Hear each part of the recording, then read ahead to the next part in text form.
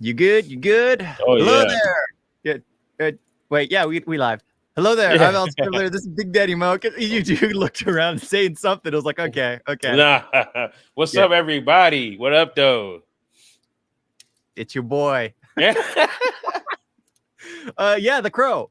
The Crow came out in theaters recently, and All right. It's like okay. So this is like the fifth movie in the Crow franchise after the Brandon Lee. You had like three others. One even yeah. had Edward Furlong. I definitely wasn't watching that. I can't see him as a tough guy, bro. It's come on, man. Edward Furlong. Y'all really be scared of him? Like.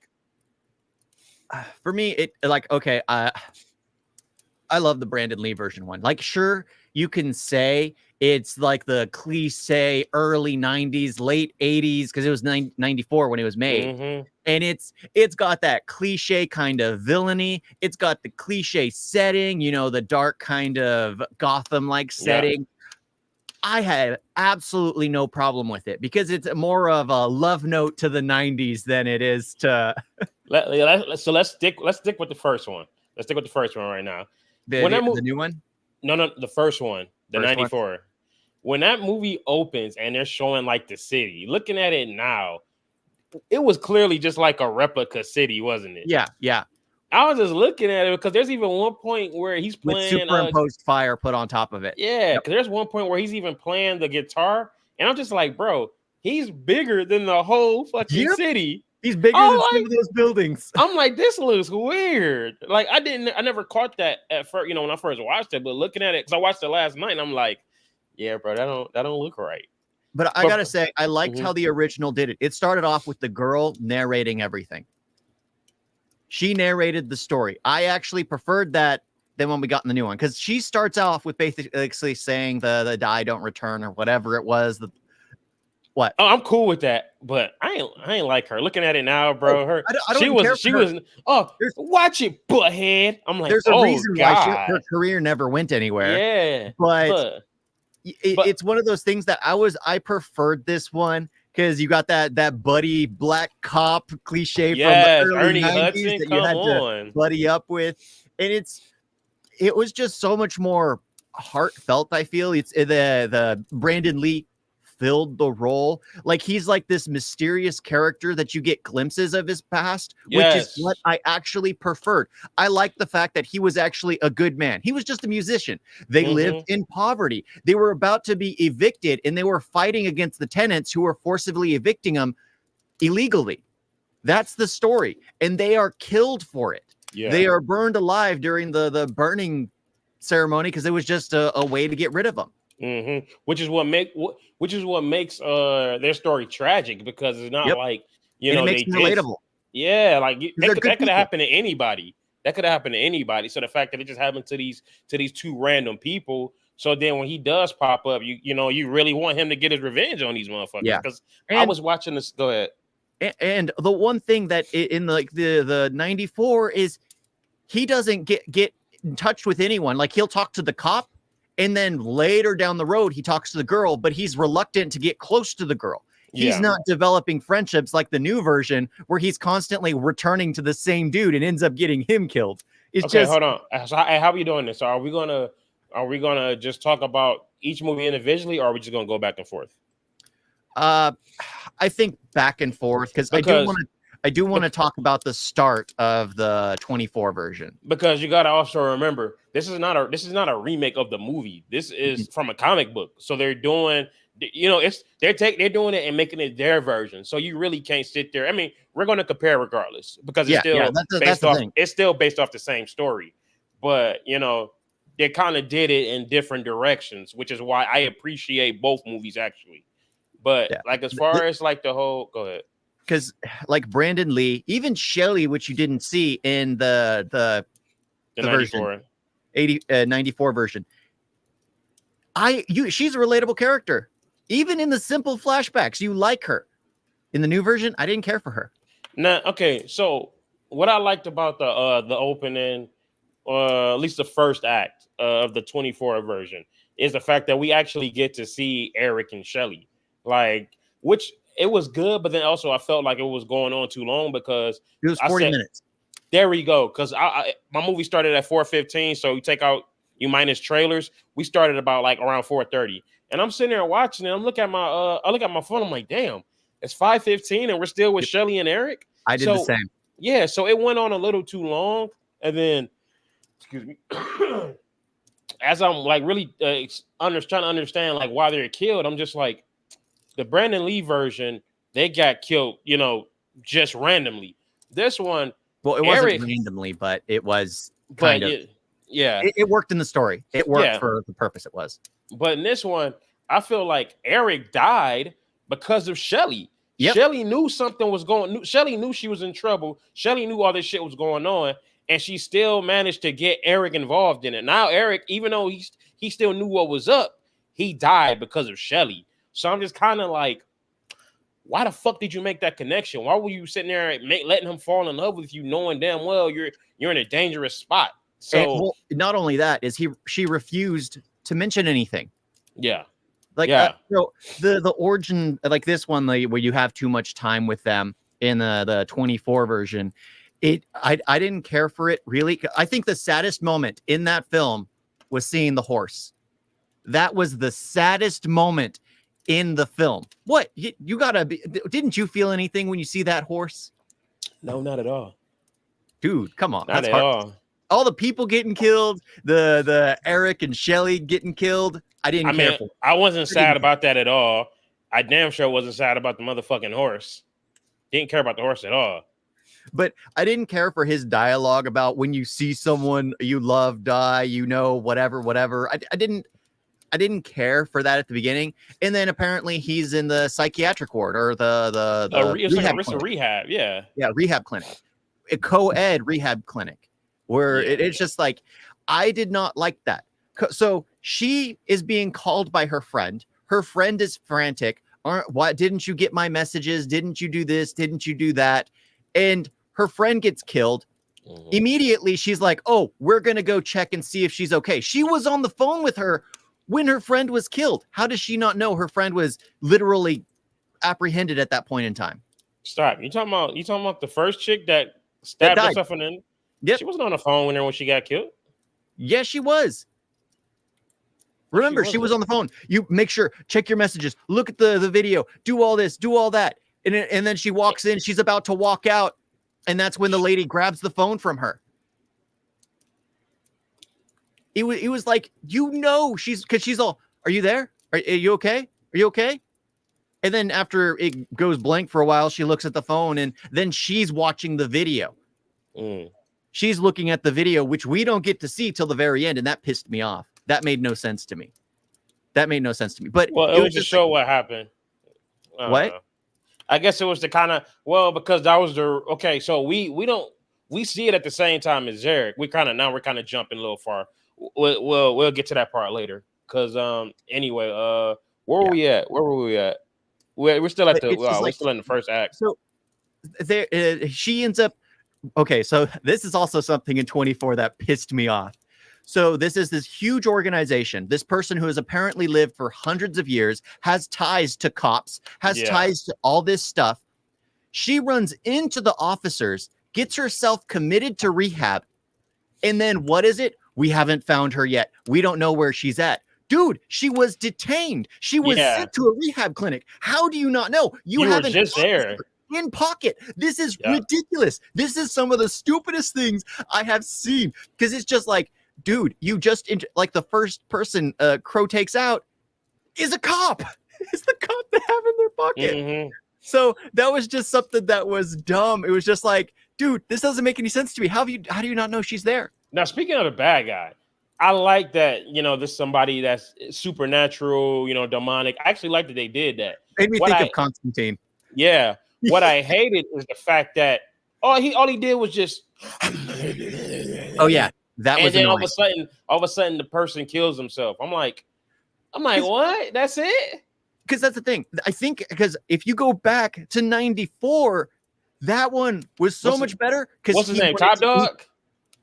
Because he wanted to eat the eyes. That was my boy, bro, with the long hair, cool voice, banging his sister. Yeah, with his sister. What do you say? That's his half sister. Daughter. Yeah, I'm like, that's your sister, bro. Yeah, Like, y'all that's your still came sister, out of my the father's same daughter. guy's balls, bro. And he was just so serious But that's the about it. thing. He was such a creepy villain. And the thing is, his sister was like a slightly mentally ill. It's like she could see, like, oh, all their knowledge is in the eyes. And then she gets him to like eat all this stuff. You can get his power by getting the crow, all that weird stuff. But it worked because they were clearly psychotic. Yeah. Both of them. They were clearly psychotic. And it worked because here, he was just a normal dude who was crazy into this demonic stuff. Mm-hmm. And then you get in 24 where it's just this dude who. Yeah, I thought that shit was trash. They got to stop getting old people. Stop getting old people that, because the second I saw him in it, I'm like, he ain't gonna do nothing. He ain't gonna do nothing. And at the end of the movie, he didn't do nothing. But with the 94, honestly, I love the whole gang. I mean, 1010, T-Bird, Funboy, Skank. Skank dead. Skank dead. In 94, Why you say it like that? all he wants to kill is 4 people, right? Mm-hmm. Get his revenge on the people that took him and his wife out. That is it. The only reason the other people all get taken out is because they hold the 4th guy hostage. Yep. I love, honestly, I fucked with every member of that gang. Like, I mean, the dude you had fucking you had Black Machete, but he had the knives. Yep. Bro, just sitting there. I'm like, bro, this is wild. But like that's the thing. They had entertaining ass side characters, villains. Yeah. In this movie, it's just random, it's faceless army. It's just a faceless army, bro, and it's whack as hell. Like they're not funny, because if you notice, when it comes to Skank, it's like it all of a sudden becomes Looney Tunes. I mean, he's getting hit by cars. Oh, I got you, T-Bird. And when he's with the big boss, he's like, we should record this and play it back. Yes. It's slow motion. Oh my god! Because the big boss starts to laugh and he has to hide behind his hand. I don't know. What is it? Oh, I got in the car, and then the cars came. Fire it up. I think that was actually a slip up. I don't think he was supposed to be laughing in that scene, but it just worked so well because he's like watching it all serious, and then out of nowhere he smiles and hides his face, and I was like, "That's a slip up. That's a gotta be." I don't blame him that, because that scene is fucking hilarious. It worked because it is just funny. It goes out of nowhere. This guy's completely out of his mind. But in 94, the action starts up almost immediately. Oh, I mean, right when you you get introduced to the cop, the little girl, the fact that Eric and Shelly is dead. Boom, we get to it a year later. Okay, Detroit, Devil's Night. Let's blow some shit up. Boom, Eric is now arisen. I want to say it's like less than 10 minutes in. Yep. Like in the new version, I swear it's probably like almost an hour. Is when he comes back fighting with the cop. And honestly, he doesn't even become the Crow until the end. If you think about it, it's more like a superhero origin story, which, like the first Crow, the 94 Crow, it's a complete story. This one, it feels like the origin story, because they're setting up sequels, which we're not going to get. No. It's the 89 Batman, Michael Keaton's Batman, where he's just, I'm Batman, immediately in the suit and everything. It's that kind of story, but it worked because you didn't have him going to the purgatory and talking to this dude, explaining everything to him. We didn't need that. I didn't care for that. Actually, that was also in the 94 version. But once he died, they had to like cut those scenes out and all that. Then they switched it up because that's why the girl's narrating it all. Yeah, because the character's name is the Skull Cowboy, and he's actually like, he looks like a monster. He's actually dressed up like a cowboy, and he lets them know, the rules and all of that. Because at the end of the movie, the Brandon Lee version, when he loses his powers, it's because he's going against someone that, as far as he knows, doesn't have anything to do with the murder of him and Shelly. But then the second he says, hey, it was me that gave the green light, that's when his power came back a little bit, and he was able to do something, because now it's confirmed that he has something to do with it. So it kind of sucks that they didn't have that, but I'm kind of glad they had it in this one instead of, that way it gives more as to like, okay, Yeah, what's going on? What's the rules? because like, well, he started out as the crow in the beginning, because in this one, he's like, oh, as long as you have unconditional love for them, you can come back. You will feel the pain. You will feel all this, and Yeah. it's just like, okay, and then okay, I'll just get into it. Mhm. So he finally gets to see, because nothing happens, right? Nothing really happens from him and Shelly meeting. Nothing really happens until he kills the cop, and then he does a few. He takes out a few faceless mooks. Or The you black talking movie with car. the oh, I love that car chase, by the way, because when he gets ran over, now we actually see the how his power is really working. We see that one, he feels the pain, Yep. and then we see like the gruesomeness of the bones, his intestines sticking out. So even though he's unkillable, you still want to be careful because now you're feeling all the pain. Yeah, he feels So everything. whereas in the other one, it was just like he's getting shot, he's laughing at it. I actually like how they did this one better because now it's like he's still in pain, so it makes him have to still be more cautious. But Oh, it's funny. I was just thinking of the joke from 94 where Jesus walks into an inn. It was just like, I did not expect that. I did not expect that. I was just like, oh, that's hilarious. also with how he was taking them out, it felt like a horror movie a little bit. Or I like how we get ready like with 1010. You think he's getting ready to see the kill, and then they just cut to the next scene, but then Yeah, you or see he's the at the pawn shop. aftermath. Same thing with the Fun Boy. You think about to see the kill, we cut to him dipping, but then we see the aftermath. Yeah. So I like how they started, you slowly got to see it more and more and more. I love that they did that. But Yeah. I love this scene when I'm killing Fun Boy. I love that. Like, that's the thing. All the fight scenes and everything in the 94 is so much more exciting. The story continues, like you follow it throughout. There Mhm. was so much dead time Oh, in absolutely. 94.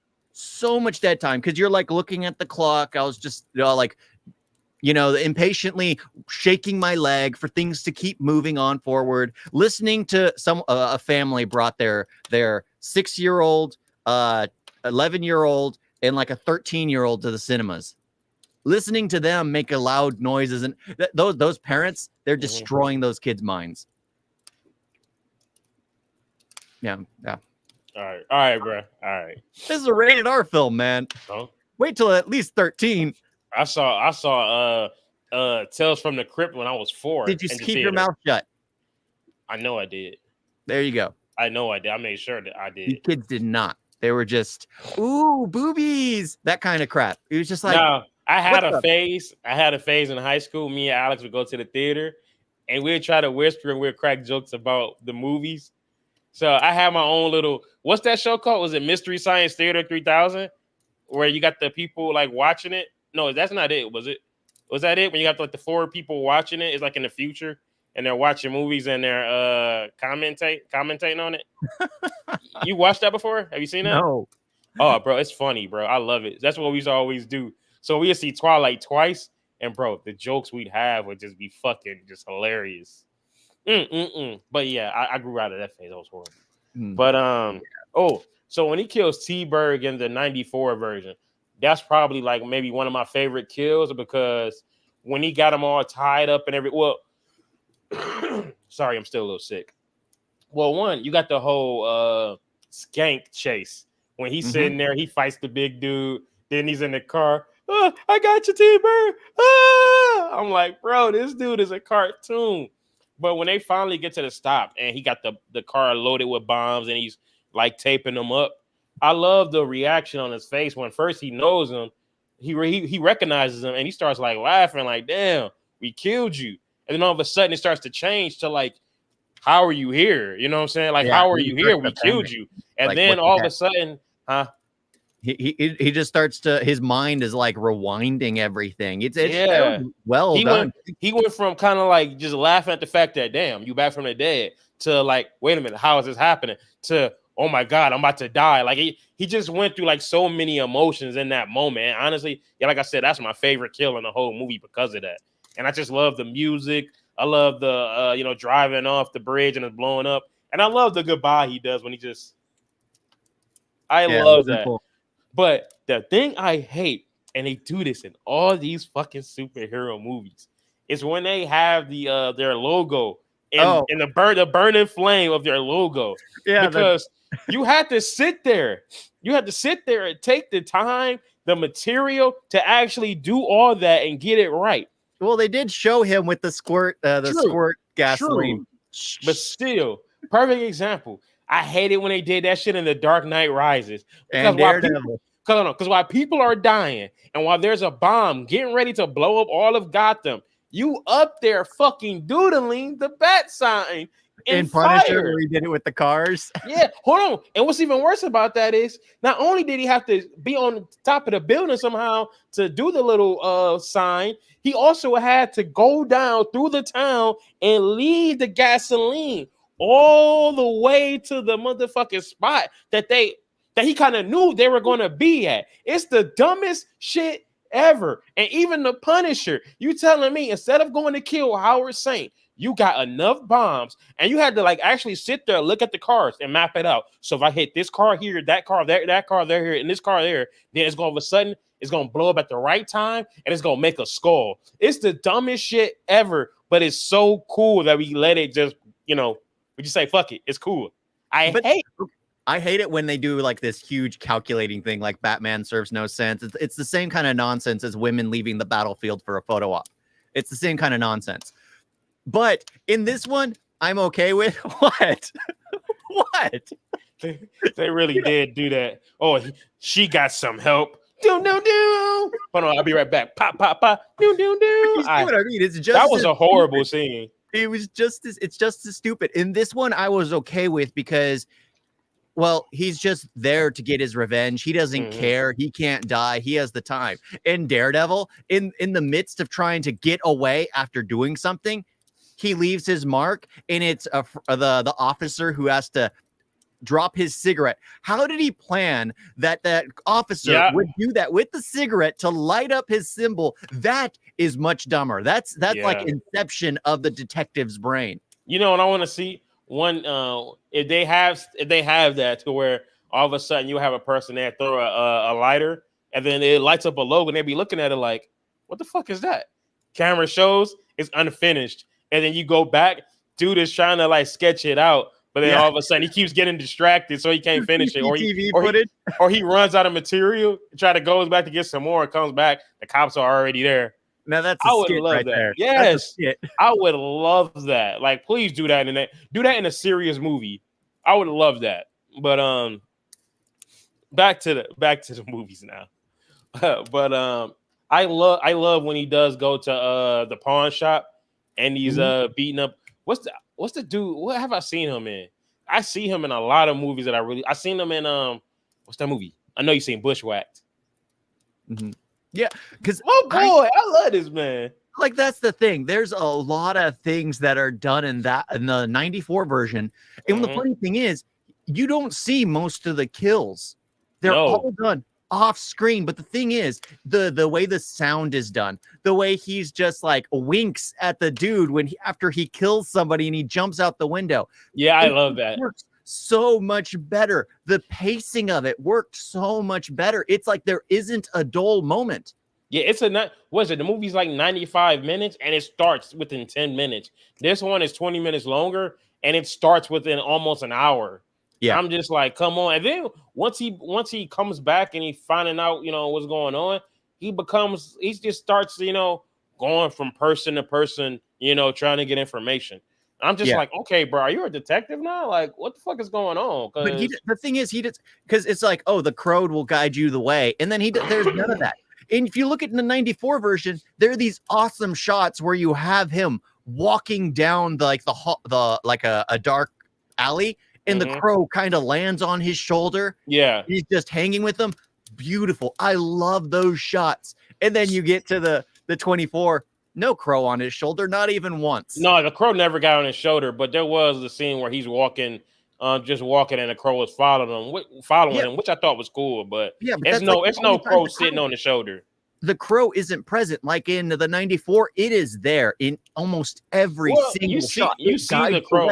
The Crow is there. but yeah, in the 94, you see that crow, you know somebody's about to die, Yep. which is what And I love. the It crow, signified that here he you're like, comes. the crow flies in. It's just like, oh, what's that big black chicken doing in there? By the What's way, the chicken? I love the whole suit up montage where he finally is getting ready to put on the whole crow outfit and all that. That song, "Burn" by The Cure, I love that song. That song is fire, and I just love the shot of him going to the window and the lightning is how we see the face paint and everything. I love that shot. But Yeah. But in yeah, like a 24, my biggest issue was like, okay, so he knows that she had a dark past. She apparently didn't trust him with it, didn't tell him about it. And they're supposed to be like perfectly in love. And then he sees the footage on there. And remember, he had just got the guy who said, oh, this man will whisper in your ear. He makes you think things. He makes you do things. You just can never forget it. I still have nightmares. I still think about it. It's dark, man. It's evil stuff. It's whatever. Right? He just got that guy and just like, oh, you can go on. You can go free. You do what we weren't able to do. Thank you, man. Thank you, man. yeah. And what happens? He goes and he watches the video. And immediately, what does he see? He sees the man put a knife down in front of the piano, whisper in her ear, and then she stabs someone. And then she's all, why didn't she tell me? Why didn't she tell me? Dude, did you not hear that dude constantly just say, oh, if he whispers in your ear, you can't get it out. You end up doing some dark, dark crap, man. It's not right. And I was just like, he lost faith for her because of that. Of course, that led to him becoming the crow afterwards because he got another friend of his killed. Yeah, and also I hated that scene because then he's just sitting next to his dead body. Yep. I'm like, bro, that is your homeboy. You sitting there nonchalant. I mean, yeah, treating him like the other people that he just took out. Yeah, I kind of didn't like that, but that's the thing. He lost love for her because of that video, which he already had evidence, and that dude already told him that it wasn't her fault. Yet he's blaming her. The only thing you can blame her for is not saying it. But he's like, I don't know, man. I don't know. It was like, oh, if she told you, would you love her? Dude, it wasn't her fault. If you're not gonna love her, it's kind of your own gosh dang problem. So I'm just like, yeah, this is supposed to be a true love story. Nah. Well, I didn't see it from the beginning because when they met, I mean, he's in rehab, right? Yeah. He's tried committing suicide several times. Clearly, because they focus on his arm. She focuses on it. And what happens? What does she do when they get out? She gives him pills.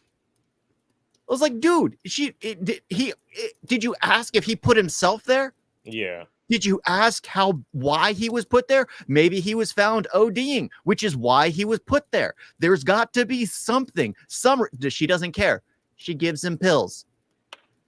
It was like, I don't like her. And I didn't like him. And that's the thing. I did not like either of them. They look creepy as hell, bro. But both of them have, I don't know if she has, I don't know if that's just the way her mouth is. But fuck you, when you have her mouth and then you have Pennywise's mouth, it's just creepy, bro. Hey, Eric, what would you do if I jumped off a bridge? I go follow you. Those angles were a little weird. I'm like, stop. This shit is scary, bro. This is scary, man. I'm sitting there for a second, bro. I thought I was watching the fucking Joker, man. Like, oh my god. I think I didn't because her mouth, it's like it would show her gum and then her teeth were seemed like a little big for her face. I kind of like that her lips were kind of like pushed up a little bit, but it just kind of, I don't know. I'm guessing because I'm also comparing it to his mouth, and all I see is Pennywise, so it just kind of kills it. It kind of kills it, but yeah, I wasn't a fan. I damn sure wasn't a fan of Shelly like that, and I don't know, man. Eric, I just saw Bill Skarsgård. That's really all I saw. I didn't care for him. I didn't care for all those freaking tattoos. I wasn't a fan. Nah. It didn't add anything to the story. It really didn't. The only thing that added to the story was like, I'm gonna poke your eye out, and her tattoo where it's like laugh now, cry later, because he got that cry now, cry later tattooed on him. It was just those are the only two things that served a purpose. In the end, it just reminded me of Jared Leto's Joker. Yeah. No, I did like that with this story. It wasn't just him going to get revenge on the people that killed him, but it was the fact that if I killed it, it's like it was about bringing her back Yep. from hell. So it's not just killing the people that did it, but I have to kill the main person to bring her soul back. So I did like that instead of just it's just revenge. I got to kill everybody. So Yeah, I like that. And then it was and then it's gonna be okay, I get her soul and I'm the soul that's getting took. So yeah, I kind of like how they did that. but that's the thing that kind of did bother me, because again, he was no longer able to continue because he lost love for her. He's like, oh, let's just trade souls. And then a crow goes into him and gives him the power of like perfect regeneration. By So the way, when he did the whole my soul for hers after the whole him kind of like doubting her and the love not being pure, it I didn't kind of feel felt right. it felt like you kind of like try to force yourself to love her. That's what it felt like. So it didn't feel as genuine. It was just because you lost the power because you fell out of love, damn near. Yep. So now you're trying to like it was kind of like that right there. Kind of felt like he wanted to redeem his act. It kind of felt like Constantine trying to buy his way into heaven. It was just like forcing it, where God is like, nah, bruh, it ain't genuine. That's not how it works. That's how it was with this when he say my soul for hers. I'm just like, nah, I don't see it. Now, if the 94 Crow Eric did it, I could believe it. Oh, yeah. Yeah, because that relationship was just, even though you don't get much of their origin, it just seems so much better because they weren't just deadbeats. She was apparently rich and wealthy. Her mother gave up on her. Him, apparently his mother was an addict, so he ended up becoming an addict because his beloved horse died on him. Oh, I was about to say, you got all that from the 94 version? No, in 24. Okay. It is just like they made their choices. No, and then he ended up in recovery, and then he ends up with someone who's an enabler and pushing him down the path he was apparently trying to escape from. Yep. But she's not helping him. Shelly had basically the fact that he fell in love with Shelly. Now he's breaking out of rehab. Now he's back to taking pills, and now look, he's dead. But even though we didn't get that much of like the like Eric and Shelly relationship, the interactions that Eric has with everybody and the visions, you really get to see the inside, and then you see how he feels, especially when he was he got the vision of the cop being there the whole time she was in the hospital. Like you really feel the love that he had for her. And then he gave that pain that he suffered to her, to the bad guy. Mm-hmm. I was like, now that's because they even had the fight up at the top of the church. They had all that cliche stuff. By the way, let's get to the big action scenes in both, because the big action scene for the 94 version is when he's going to get Skank, and then the big action scene is the Opera House. Now Skank, that one I gotta say, let's do that. Okay, go ahead. That is like the most cliche what's that word? Situation for criminals. Coincidental? Not coincidental. No, clandestine situation. I've never heard of that word before. Because they have their meeting table in the middle of what looks like a parking lot. Because they have all these halls, if you look up, or a prison, because all these like halls and things above them, because that epic fight that happens, there are people shooting from like 5 stories above. Did you notice that? No, I'm about to look at that shit again. It was because it's just like I'm watching, it's just like, this is ridiculous. I love it, because it's like, this is the most typical 90s 80s classic. This is what bad people do. This is where they meet, in like the middle of a car garage. Everything is just dark and all that. You got the fucking lights beaming in. I love how I love the whole meeting, because homie's just hyping everybody up, and I love when he goes to Skank. How do you feel? I feel like a little worm on a big fucking hook. I love that, bro. And he's just sitting there hyping it up. Oh, he's like a little worm on a big fucking hook. I love. Then all of a sudden, Eric just comes in, chilling, just like, oh, I want him.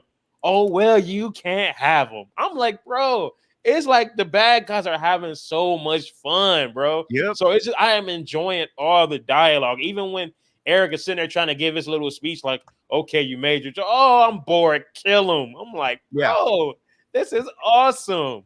And then they shoot him, and then he disappears under the table, and then they all start getting pulled underneath like it's a horror movie. He goes from, I love that scene. I love how he goes from whooping their ass to shooting everybody to all of a sudden bringing out the sword. I'm just like, this shit is just wild, man. It's going all over the place.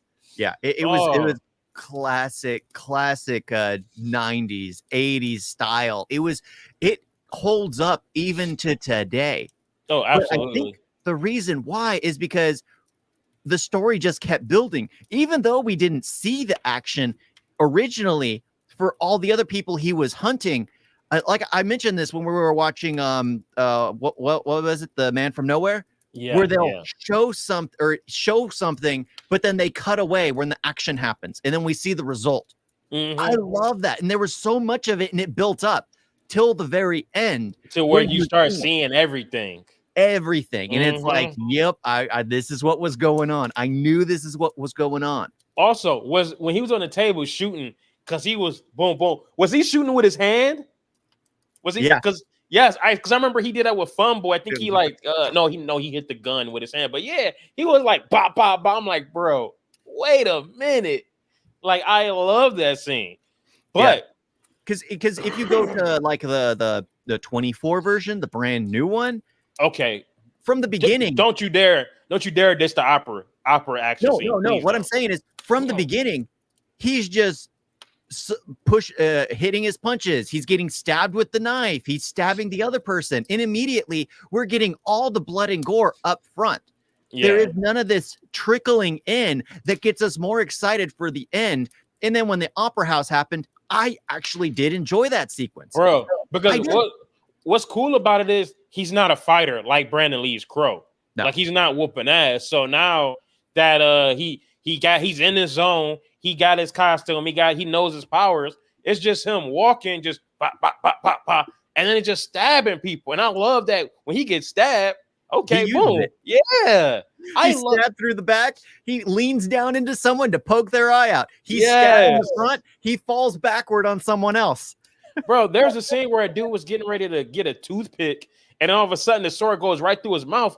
I actually said out loud, like, damn, like, man, that scene was so awesome. Yeah, it really was. But I gotta say, the worst part about that is the movie ends as soon as he takes out the old dude. Yes. Not the woman, the old dude. Because nothing happens after that. This is the thing. The second, what was it? The second he gets killed again, when he like get the shotgun blast and falls into the tub and all that. The second he got killed, I'm like, wait a minute. Is this really about to be the end? It's about to be the opera house and the bad guy, and that's it? What the hell? It's like this movie felt like 2 hours. Yep. And nothing was going on until the end of the movie. Yeah. So when we finally get to him versus Stryker from X-Men Origins, once we get to Demon Stryker, I'm just like, they not about to fight. Something ain't gonna happen. And no, I'm right.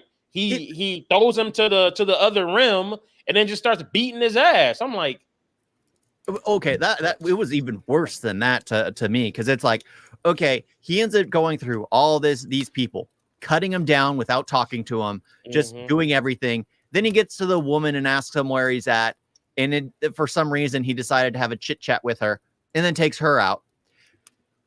I don't know what it was with throwing the heads in the middle of the opera house. That didn't really serve a purpose, but it doesn't matter. He ends up going to the person, and instead of killing the cause of all his grief immediately, he decides to have a chat with him. Yeah, I hated that. Why? It was, just look at yourself. You see this? And then he pulls out a knife and just starts stabbing him immediately. And it's just like, dude, what the heck? You had him. You had him. You had that ending was trash. Throat. And it was just ridiculous. And then he starts in his ear. And then apparently he's taking him over and giving flashbacks of despair and all this stuff, as I guess he was trying to absorb the person's blood. Yeah, but I'm just like, would you be absorbing his power or something more because he's different? I don't know. Fuck that. what pissed me off more than anything, because he defeats them real quick. 'Cause I guess all the souls that he took or whatever finally got him. I'm like, Yeah. all right, cool, whatever. He gets Shelly, you know what I'm saying? They're saying their goodbyes, but what pisses me off is the fact that she lives, the fact that she came back. I'm tripping because that happened. When did all this happen? Because he's had the tattoo. He has the tattoo. Mm-hmm. Man, I'm sorry, I'm sick. Okay. So maybe you can explain it because it pissed me off because I'm like, this is daytime. Is all this the same night? No. So why is she alive, bro? Did they resuscitate her? Since before he even came back for revenge. When he came back to life, so it's like it goes back in time to bring her back to life, but he doesn't know. He doesn't know he's sacrificed everything already for her life. So it's one of those kind of, that's why when he gets up for the first time, her body's not there. Because she's already alive. He's already sacrificed everything because the ferryman was there bringing her to life. I don't know what the other paramedics were doing there. Yeah. Because it's like, if he's the only one there, it explains why her body is missing and why his body was still laying there when he woke up. Because if her body was with a ton of paramedics, they would be taking the corpse of him as well. And then he'd be waking up in the morgue. But that didn't happen. He woke up in the apartment with her body missing. So I kind of wish that he was just the ferryman, which I'm just going to call him that. The ferryman was the one who was there being the paramedic. Oh, he sacrificed everything for you. That would make more sense than there being several paramedics and then he wakes up alone with her body missing and him just abandoned and then the cop walking in looking for the phone. I ain't like that ending. I thought that ending sucked. No. And then, of course, they try to set it up for a sequel. I'm like, you're not getting a sequel. I don't want a sequel. I don't want a sequel. I don't want a sequel. They tried it with Brandon Lee's after he passed away. Well, no, because that wasn't even set for a sequel. What I liked about Brandon Lee's was, okay, his job is done. Shelly gets him and brings him back to heaven or wherever they at, which is what I love. It's a one and done. Like, there's no reason for him to come back for a sequel. It's a one and done. And if they come back for a sequel, it's a cash grab. But I love the whole final sequence where it's him, the cop, Top Dog and his people. Because I love when he gets shot and he's just like, oh shit, it just falls out. I thought that was hilarious. But I like the fight with the two of them on top of the building. I love how, the sister, she's obsessed with people's eyes, and the crow pecks her eyes out. The crow takes her eyes out. I love that. I love that. But yeah, the fact that he gave him 30 hours of the pain that Shelly had all into one. Oh, that was great. Yeah, because he's literally going through 30 hours of torture. So I'm curious, did the time slow for him as he was falling, as he felt it all?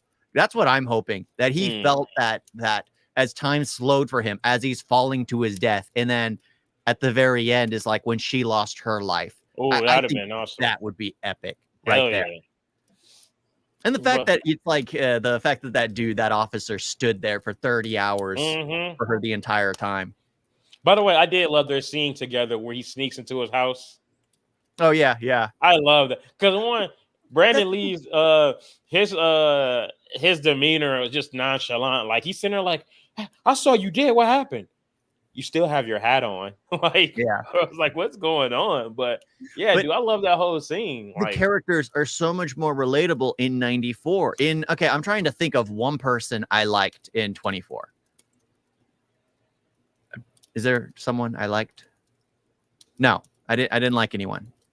Because you're either given too much time with these characters you already don't like from the beginning with Shelly and Eric, or you're given nothing, that no one's relatable. Like even the mother who sold out her daughter. There's nobody in the movie I like. It's like, what the heck? There's the horse. I like the horse. You know what? I'll give you that. I'll give you the horse. I like the horse. The only innocent person in this freaking movie. I'll give you the horse. but it's like everything else. I couldn't stand it. I liked the ending, so I would say it was worth watching just to get to the end. But in my review, house. yeah, the Opera House. But in the end, I in my review, I'm like, it sucked. And those freaking parents who brought their kids to the theaters who didn't shut them up. It's just like, what the heck? See me, I'm gonna do my review and I'm gonna give it a C- because this is the thing. I went in there super low expectations. I mean, same. when I got when I gave to do my ticket, like enjoy the movie. I straight up said I probably won't. So I went in there. Even when the movie started, I'm just like, this movie's about to suck. Yeah. So already my expectations were low, which is probably why as I'm watching it, I'm sitting there like, okay, we're getting a lot of Eric and Shelley. Not bad. I'm not a big fan of what they're doing, but at the same time, I like that we're getting more of them. Okay, cool. Okay, they died in the Heat and Spirit room.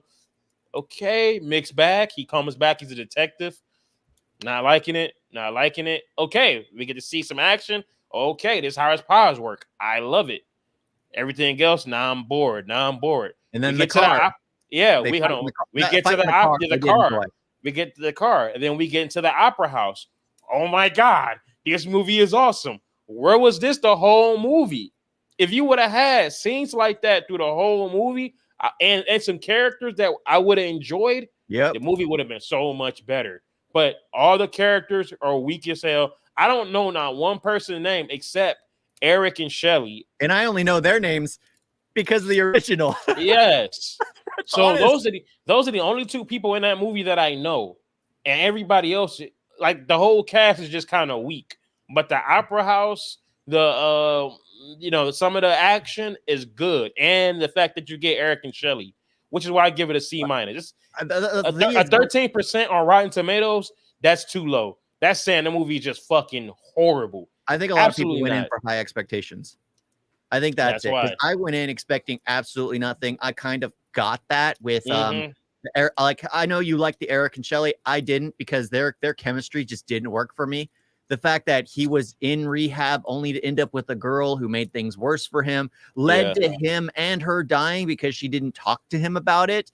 And then he ends up not caring about her because he watched a video of some guy coercing her into killing someone. It just a lot of little stuff that this film has that are just like their relationship was trash.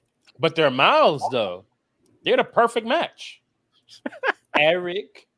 Eric, yeah. If I jumped off a bridge, would you come? Yes. I'm just like, stop. Yeah, in the dialogue was so drawn out.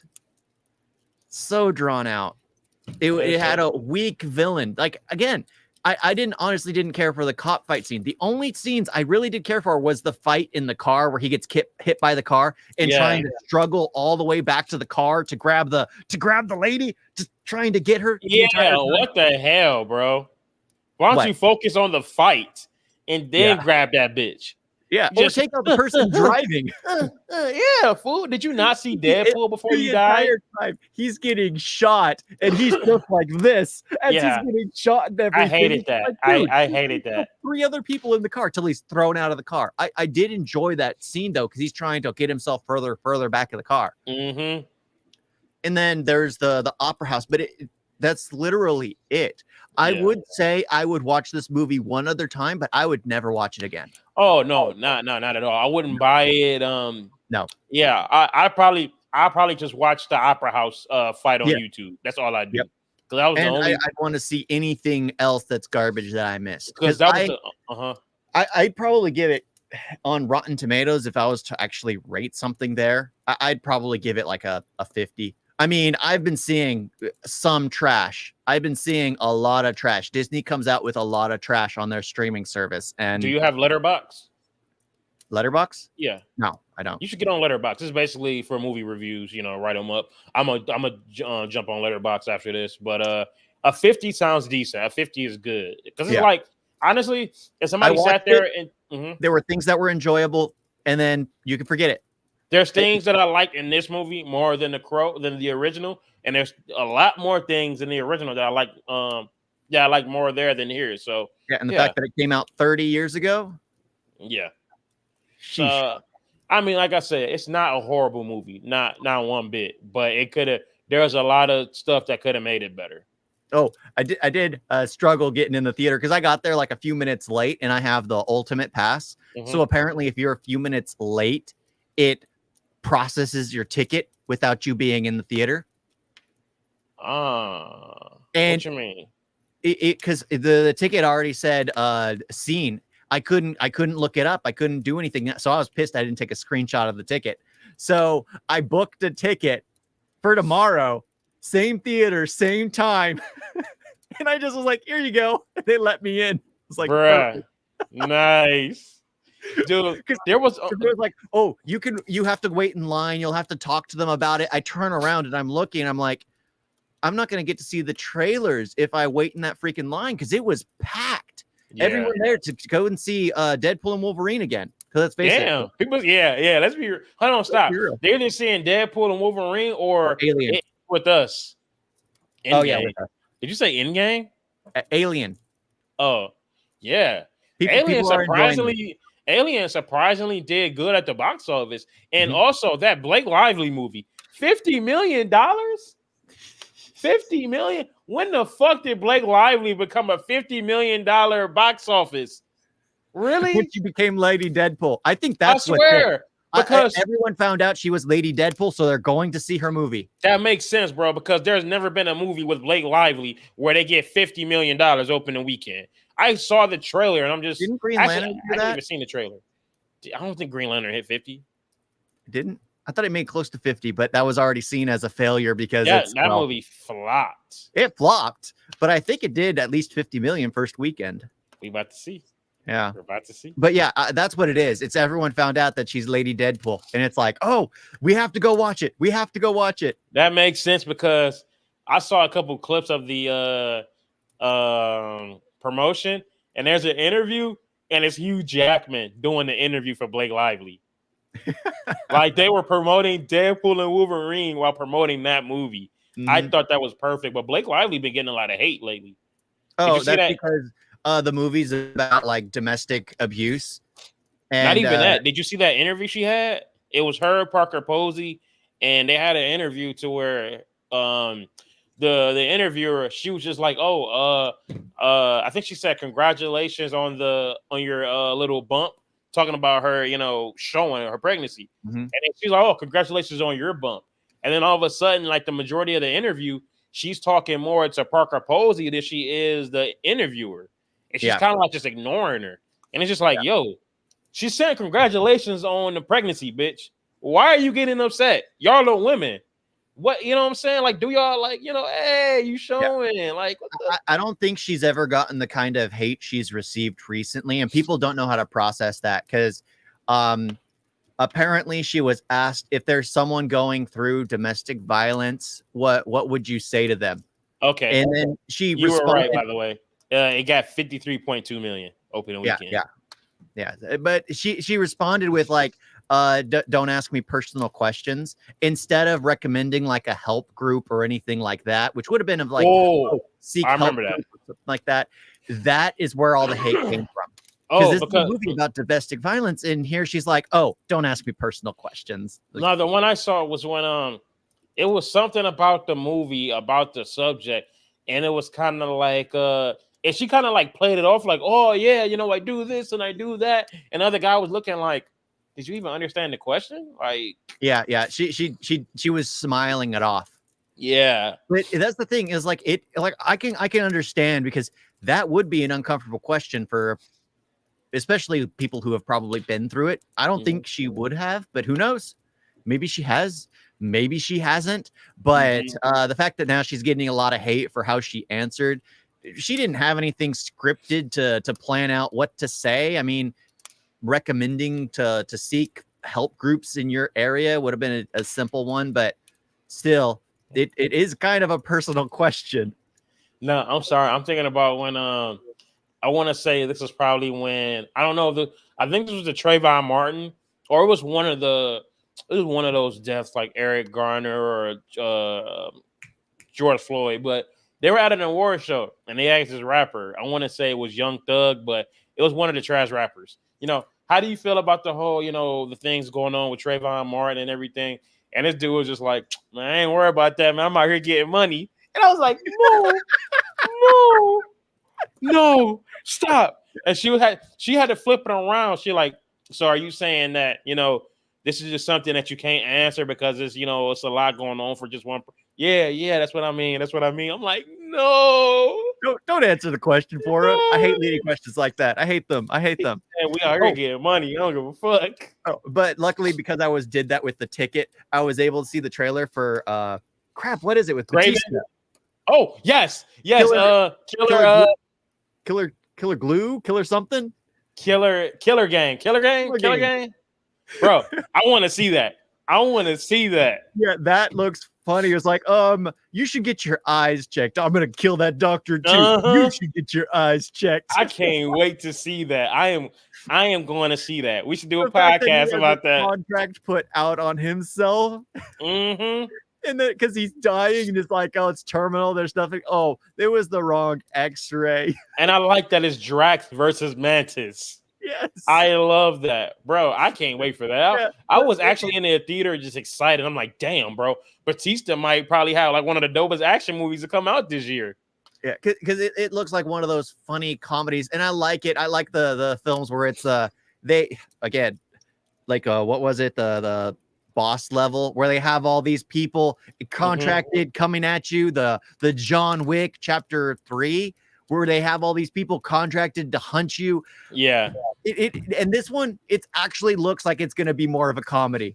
And the Killer's Game. It's called the Killer's Game. Killer's Game. There we go. Because I saw that one and I'm just like, ooh, that looks interesting. They even got Terry Crews and Ben Kingsley, bro. Yep. I'm like, yeah. Terry Crews was like, this doesn't even seem worth it. I'm about to, September 13th, bro. I'm going to see that. Yeah, Ben Kingsley, I'm thinking will be kind of like a Willem Dafoe from John Wick. Yeah. Speaking of Ben Kingsley as a hitman, have you seen You Kill Me? Mm-hmm. I love that movie. I thought that was good. Where he's an alcoholic, a hitman that's an alcoholic, so they send him to rehab and all that. I love that movie. I thought that was really good. Yeah, I like Ben Kingsley. I kind of wish they did more with him because. Like, I know this isn't about Ben Kingsley, but it's like he did such an amazing job as Trevor. I'm Trevor. It pissed me off because I thought he was doing a great job as the Mandarin. Yeah. I'm like, bro, he's coming at Iron Man with guns. Who does that? And then all of a sudden it's a whole just joke. I'm like, yeah, but that's the thing. It could have been done so well because it was hilarious in the moment, but it's like he was the perfect person, and then it's just, oh, I'm Trevor, I'm an actor. Yeah, and then it's somebody with powers that can off drugs. They promised to get me more. Yeah, I was like, he was great in both roles, but it still pissed me off. Yeah, it kind of ruined. Well, it didn't kind of. It ruined the film because it ruined all the gravitas that Ben Kingsley created as the Mandarin. It's all never see me coming. Screens and just whatever. But back to the Crow. The first Crow, I mean, the original 94 is obviously the best one, period. Yeah. It starts off. Go ahead. It definitely is. Like you said, it starts off literally immediately. You have the girl narrating. It has him walking out of the grave in the first 5 to 10 minutes. He's already taking someone out. In like 15 minutes, he's talking to the pawn shop owner. A few minutes later, love that scene, by the way. He's talking to the cop because he's being held at gunpoint. Mm-hmm. Also, they make Detroit really look like shit. What do you mean? They just shot it. They didn't have to make it. They just shot it there. That's why there's a reason why Gotham's always shot there. Gotham is not shot in no fucking Detroit, bro. Used to be. Hell no. Transformers was always shot in Detroit. I walked past Bumblebee before. Nice. At least it was the car, but still. But take a selfie. I should have. But yeah, like it starts off right away. You have way more enjoyable characters. The acting is just, I feel like everybody's having fun. Yeah, and you I don't they're want to say all I had memorable. a joke, but it was kind of foul. R.I.P. Brandon Lee. Yeah, But by the way, is it the yeah, joke that he gave his life for the role? Something it like that. sucks because the scene that he died was when Fun Boy shot him when he walks in, Mm-hmm. and I didn't know, but the stunt double was the director of John Wick, Chad something. But yeah, that was the stunt double. But yeah, it sucks because after this movie, I really would have loved to see where his career would have took off because Oh yeah, I think I've seen all his movies except maybe one or two, and this yeah. is still my favorite. Because in this role, he just did an amazing job. He was enjoyable. He was funny. He was serious. He was dealing with a tragic past. He was Mm-hmm. loving. It was just he was everything in the role for the moment it needed to be. It worked. Mm-hmm. It was a fun role, even though it was so tragic at the same time. He played it off perfectly. The 24, I didn't care for him at the beginning. He's always looking depressed. I mean, he's just Pennywise throughout. Like even at the very end, where No, the even Pennywise had more oh, yeah. charisma. Yeah, and his dancing and everything, Pennywise did so much better, Right. so much better, because it just felt like nothing was there. Mm-hmm. It felt like he didn't there given any direction in the role. Oh, try to put a smile here. Oh, try to do this here. Try to do this here. But it's like, no, just play melancholy. And then like when he was like even when he did the kills, it was just regular action movie, tough guy shit. Whereas with the Brandon Lee, again, he was also somebody that was having fun. Yeah, like I felt like he was like he always had something cool. Sometimes he had something cool to say, like, "Oh, Skank dead." Yeah, Skank is dead. Like he had some good one-liners before he kills a motherfucker. I mean, is that gasoline I smell? It can't always rain. Like, bro, what'd he say? My favorite one: victims, aren't we all? Like, bro, come on, man. I want to go as the Crow for Halloween. But it works. It works with Brandon Lee, and I think it's because we got so much of. And I think if Brandon Lee had more of a backstory, it would still be more enjoyable because the characters themselves just seemed more lovable instead of being in a rehab. Yeah. And being depressed because your childhood love, your horse, died. And it's just we didn't get any kind of character development. We got nothing from him. He was probably told us like, oh, you're emo, you've tried taking your own life several times, you're addicted to drugs, go. Yeah. There is no playfulness, there is nothing, because he was given nothing to work with.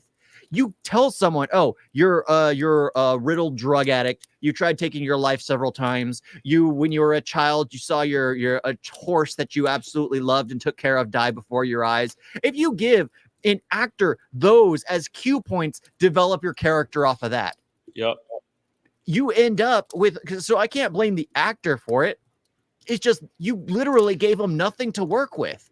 He's got this, what's supposed to be happy? How is he supposed to live his life positively? And then he ends up in a relationship with someone who's giving him more drugs, with someone who apparently doesn't work for a living. Neither of them worked for a living.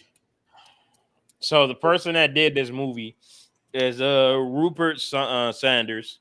He did Snow White and the Huntsman. And remember, he cheated on his wife with Kristen Stewart. So he got kicked off of the sequel. Next movie, we've seen this and reviewed this movie, Ghost in the Shell. And that movie sucked. Oh. So he only made 3 movies. And damn, Snow White and the Huntsman was only good because of Chris Hemsworth. Mm-hmm. Yeah. So I guess I can they fucked say, up. Yeah, he's gotten better. Even though the characters aren't relatable or anything, there was at least an awesome action scene or two. Okay, who wrote this shit? Okay. Damn, really? Okay, now that's kind of sad because the person that wrote this, he did King Richard, which got Will Smith an Academy Award, Creed 3, which even though Creed 3 was the weakest, was still a decent, cool movie. He did Gran Turismo, which I haven't seen, but I heard it was actually kind of good. Bob Marley One Love, which was mixed, and then The Crow. So, like, how the fuck do you go from King Richard to The Crow? I think that's the thing. It's like you get a director that doesn't know how to direct that. Like if you give the characters only so much to work with, there's nothing for them to work with. So it makes sense that he wasn't cracking jokes and things like that, because in the 94, well, his wife's already in heaven. He's just getting revenge for for their death. And then he'll go join her. That was it. He had his objective. Here it's just like, oh, just so you know, once your girlfriend dies, she's in hell. And it's just like, how can you give a character a way to smile about things, a way to crack jokes about things, which is why he's always just deadpan face acting throughout, because this mission is you know, really for his girl's soul. Yeah, save your girl's soul, bring her back to life, or you gone. Or whereas in the original, it was just like, I'm dead, my wife is dead, fuck it, y'all coming with me. So hell, I'm about to have fun with this. Revenge. Yeah, I get it. I get it. Yeah, so it's like, I don't want to really blame the actors, but it's because Bill Skarsgård can act. He can. Yeah. I mean, come on, Pennywise. Hell, I loved him in John Wick because I fucking hated his guts, bro. He was just a douchebag, but he did good in that. And then here is just, I tell you who he had more charisma than. I am Dr. Michael Mobius.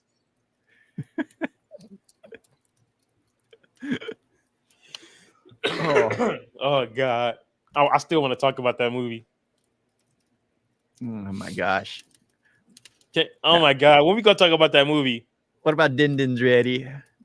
No, we ain't talking about that one. We ain't talking about that one. Meet the Jeffersons. But there's something wrong with the Johnsons. It's not Meet the Jeffersons. There it is. There we go. That felt kind of like that. That felt kind of racist. Meet the Jeffersons. I was like, what is it? He said Meet the Jeffersons. It's something strange about the Johnsons. And of course their last name is Johnson. Oh yeah. Of course it was written by a white man. It was? I think so. Man, why the fuck did they even do that movie? I wouldn't have done that movie. I'm sorry, I don't give a fuck if that was my first movie. He wanted to run his dad's cheeks. He really broke into the. Okay, stop, because we're talking about a guy that was graping his own father. Y'all should really watch. There's something wrong about the Johnsons. While I'm describing it, and it sounds horrible, the concept is just so wild that it's funny. It's a comedy. It is funny, bro. And the memes, y'all will enjoy those. But yeah, I really wish he was alive though, Brandon Lee. So I would have loved to see the version that we didn't get. I would have loved to see what they would have did with the spirit guide of the Skull Cowboy. I would have loved to have seen that. Yeah, but it's still by far the best. I don't think they'll ever be able to top it. It's one of those things where it's hard to ever get something to be as good as the original, especially when the original actors are passed away. Because you look at Aladdin, there is no way Will Smith will ever be able to compete with Robin Williams. But he did a great job, though. Yeah, I feel he was Will Smith. He was Will Smith. Basically, Robin Williams did what Robin Williams does, which is what made that role great. And Will Smith does what Will Smith does, which is what he was basically Hitch if Hitch had genie powers. So that's why I thought he automatically did a great job, because Hitch was great. But that's the thing. I was like, you can never compete with the original. I mean, I'm sure out there in some reality, there's actually a good remake of a Crow movie. Robert Downey Jr. actually holds up. Of course, yeah, bring Robert Downey Jr. to do it, right? By the way, Robert Downey Jr. is about to be 60. Why the fuck y'all keep getting old people to be in these superhero movies? It's the fact that they don't. I've noticed this is also an issue with like Indian cinema. They don't hire new actors. They get these old actors in to do young person roles, which makes no sense to me. But it's dead ending the industry. It's going to dead end the industry eventually, because when all these 60, 70, 80-year-old actors all keel off, you're going to immediately be scrambling for nobodies who don't have acting history, and the directors that are directing them are all going to keel off at the same time. So you're going to end up with brand new directors that don't know how to direct. Yeah. It's going to it's going to be they're going to hit a wall at some point where all the old guard have gone and they didn't train a new guard to take the place.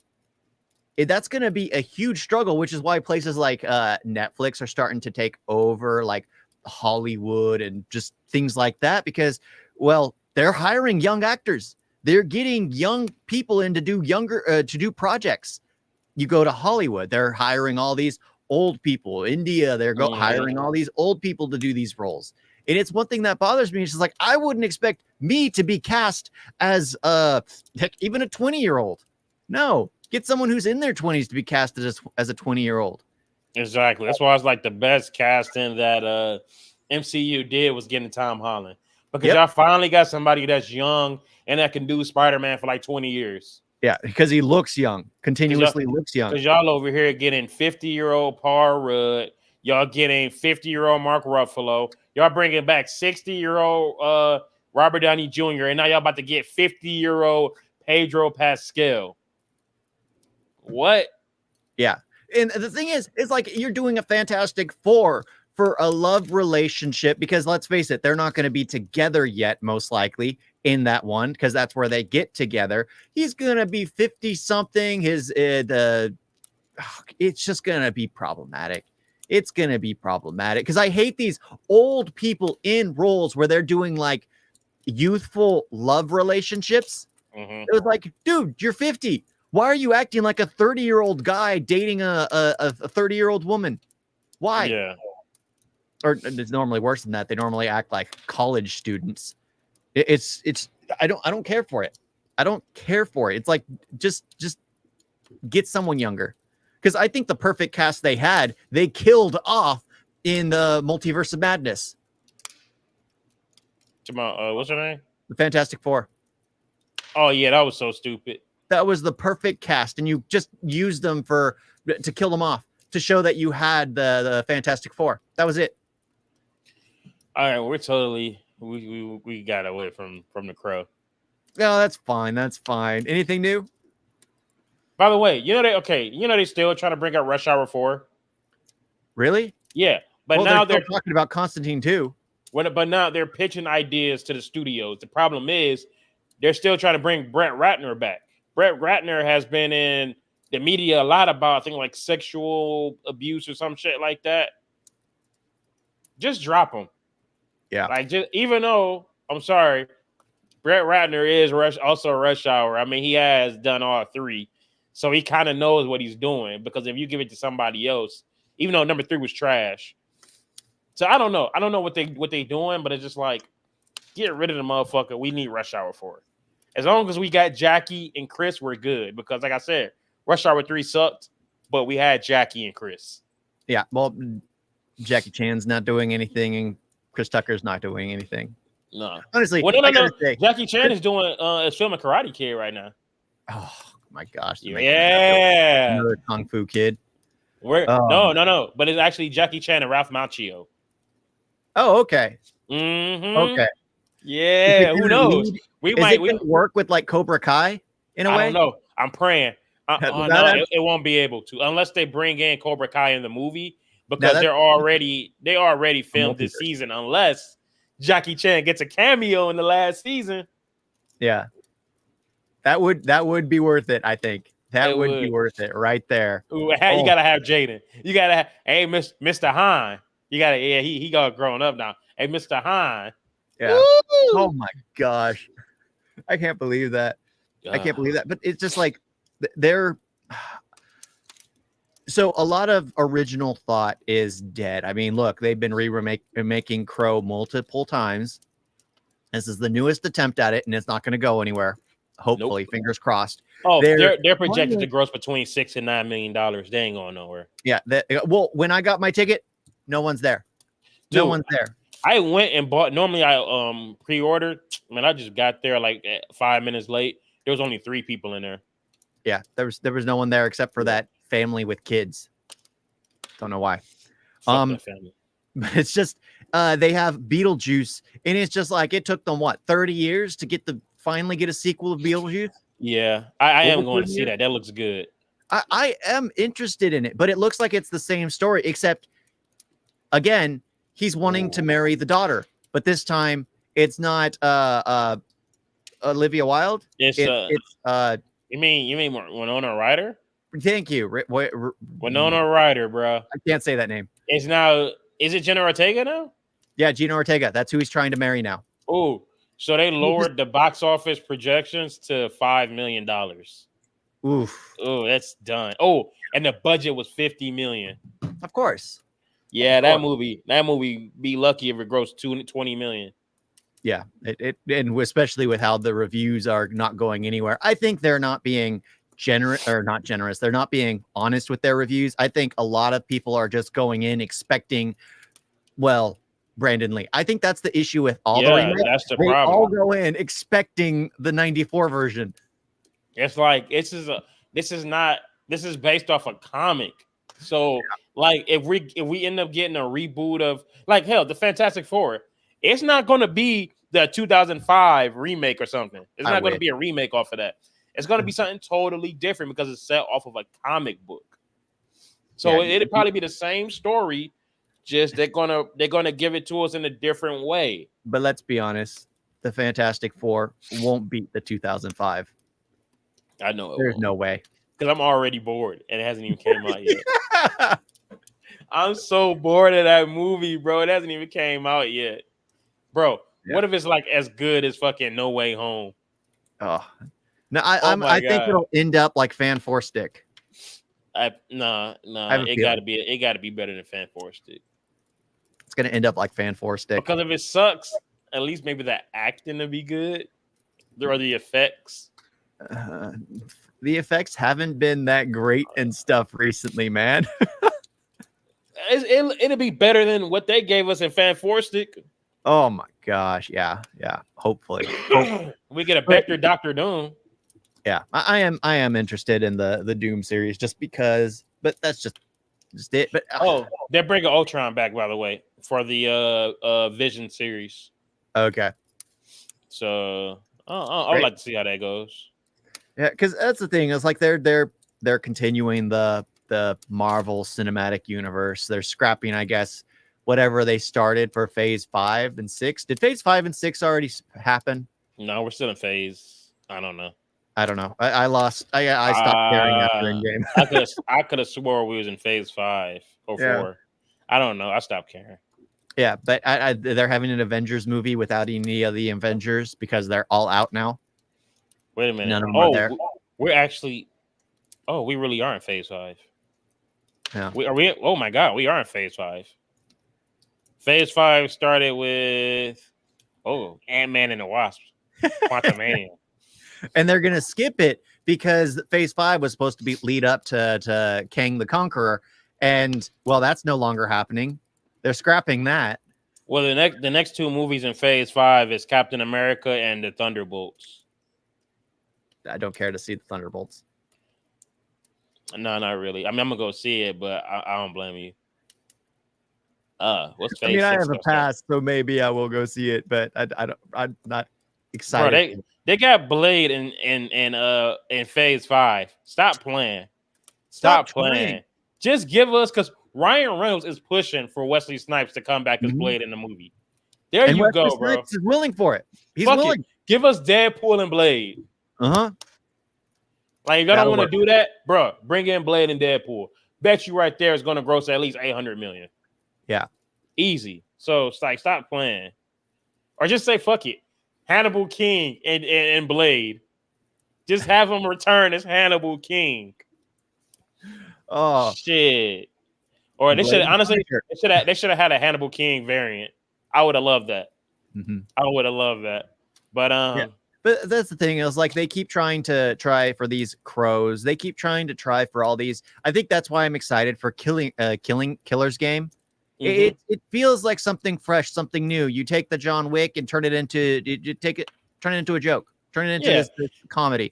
I'm okay with that. It doesn't feel like a serious movie. It feels like you said, action comedy. So I feel like that'd be a movie that you could probably throw on in the background, or actually might just be good as hell. But yeah, you got the action, you get the jokes, it's something you can laugh at. Hopefully, it's great, it's well balanced. The pacing is actually good, unlike Crow, where it's just so freaking slow. And then there's an action scene, and then it's so freaking slow again. I ain't gonna lie, there was a scene or two where I kind of dozed off.